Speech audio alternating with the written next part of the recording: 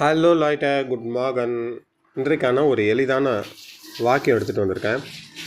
Brings two தி கிளேசர் இன் தி கியூஷர்.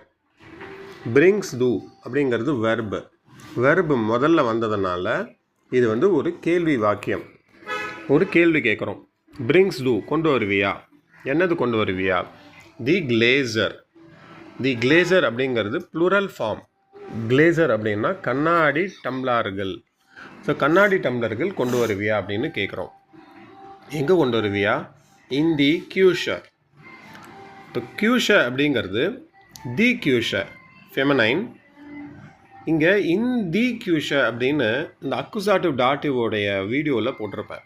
இங்கே ஏன் இந்தி கியூஷர் கொண்டு வரோன்னா, இங்கே ஒரு மூமெண்ட் நடக்குது. ஒரு இடத்துலேருந்து இன்னொரு இடத்துக்கும் ஒரு மாற்றம் நடக்கிறதுனால இங்கே நம்ம அக்குசாட்டிவை உபயோகப்படுத்துவோம். இல்லைன்னா என்ன சொல்லுவோம்? தேர் கியூஷன் மாறிடும். தி கியூஷர் தேர் கியூஷன் மாறிடும். அதனால் இங்கே பிரிங்ஸ் டு தி கிளேசர் இன் தி கியூஷர். அந்த கண்ணாடி டம்ளர்களை கிச்சனுக்கு, சமையல் அறைக்கு கொண்டு வருவியா அப்படின்னு கேட்குறோம்.